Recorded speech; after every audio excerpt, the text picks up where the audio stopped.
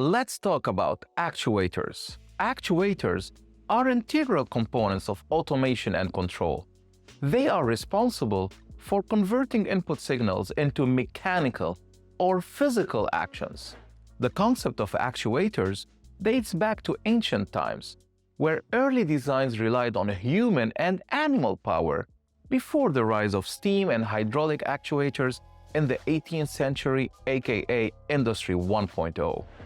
Depending on the application, a control input to an actuator could be digital or analog signals, hydraulic pressure, or in some cases, fluid flow.